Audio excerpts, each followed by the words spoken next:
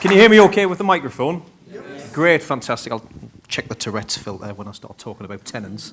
Right, okay, yeah, well, I'll tell you a little bit about me, what I've been doing, what I am doing, and kind of where my current business is. So I am a jazz musician, and that was what I wanted to do and what I decided to do.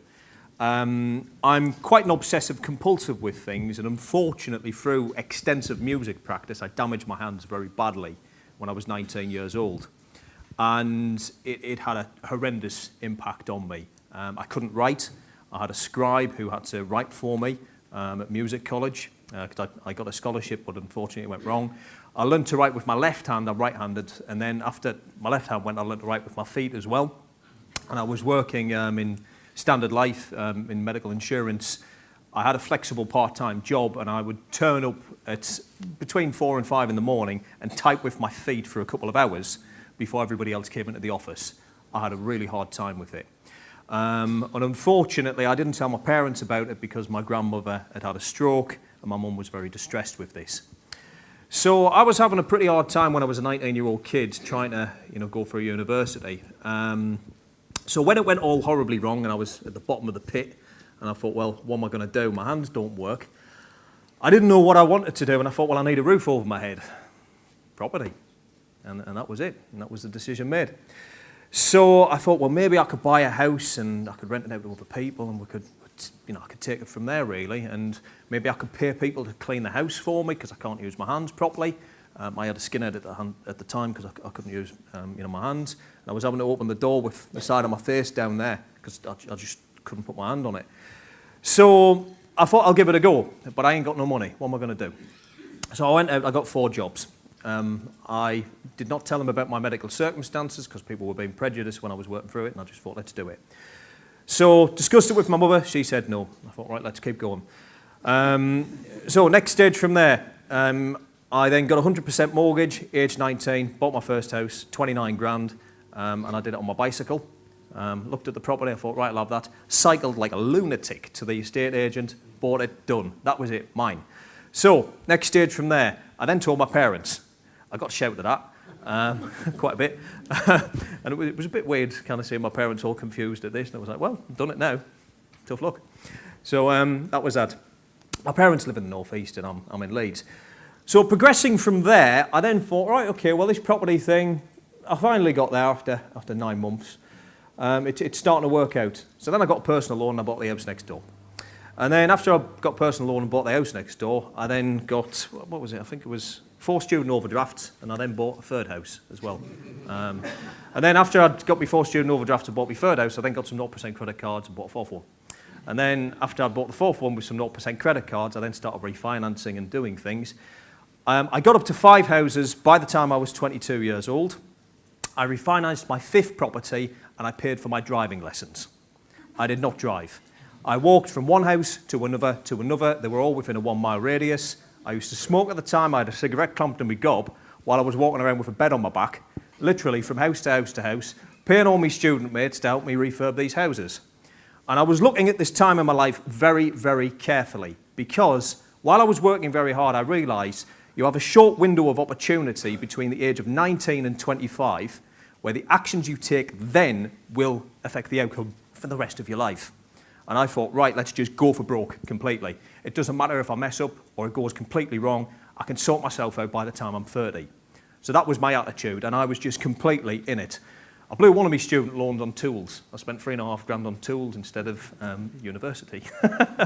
So that was my attitude and how I was doing it. The problem was I collapsed when I bought my 5th house because my knees were just done completely. I would work so relentlessly until the point where my knees, kind of started bleeding, I'd forget about the pain in my hands. So I approached Leeds Council and I said, look, I've got all these houses, I don't know how to find tenants. What am I going to do? Leeds Council said, well, why don't you house vulnerable adults? We'll pay you direct rent. And that was it. And I thought, great, I don't understand marketing, business, all of that, let's just do it. So that quickly skyrocketed to the point where I had a large LHA portfolio, very quickly packed in university. From there, I tried different markets, students, young professionals. I had one house turned into a church, which we'll not talk about. And things progressed. With working through that side of things, I then met people like Vanish, and I was put on the platform quite young as a property expert because I was just a risk taker, and I was pretty nuts with it. Unfortunately, what happened was with the business, the credit crunch, and then in 2014, I had 24 houses trashed in that year by antisocial tenants. I've had houses set fire to, stripped of copper pipe, I've been stabbed, shot at, had them turned into brothels, we've had the needle removal team come round, windows smashed in, you name it, I've been there, and it's just, I'm sick of it, I'm done. So I decided, I hate tenants. So what do I do about the fact I'm a landlord and I hate tenants? I will lease my properties to charities and registered social landlords. That has been a game changer for me, completely. I've managed to get control of all the antisocial issues that I've had.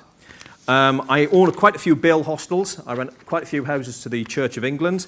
I house quite a lot of homeless people. I house a lot of asylum seekers as well. I've got one house which I'm very happy about. I'm housing orphans. It's kids who've come from care. They're age 16, they're studying to do their A-levels.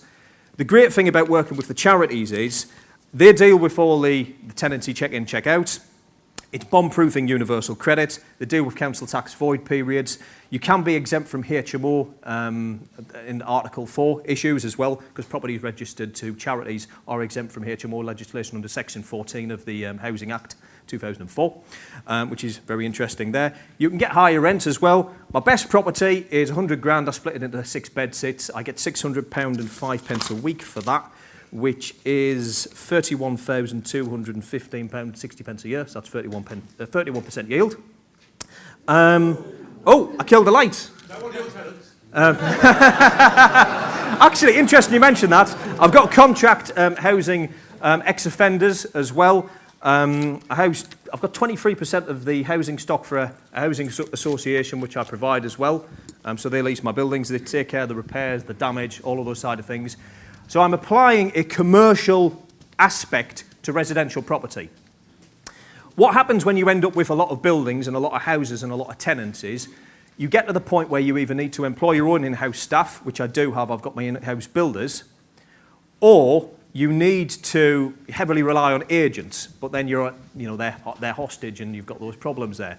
The other alternative is delegate it all out to a charity or a social landlord, and they will take care of it for you. Somebody's flashing at me, which is quite interesting. So yeah, working through things.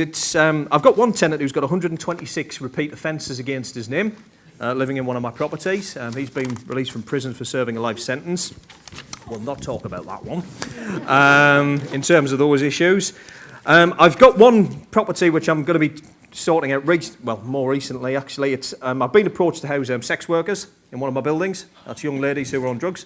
I'll do it. It's not a problem for me. Get the building up to standard, delegate it, that's it, done.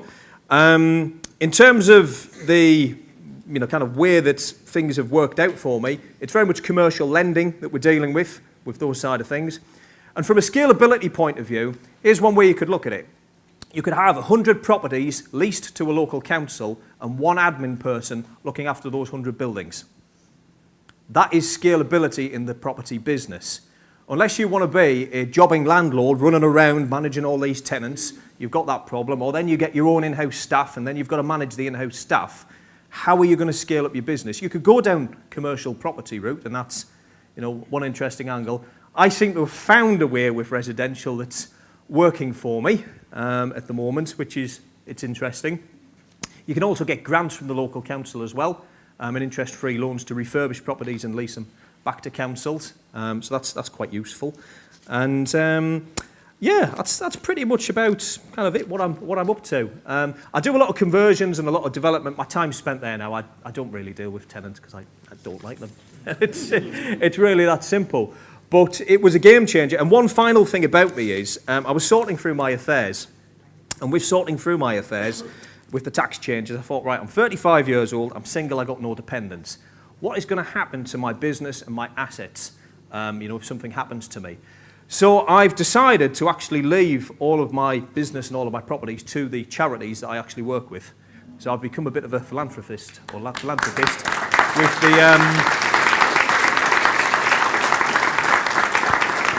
with the way that I work there. And the great thing about that is I actually am now fulfilling a social role as a landlord in society.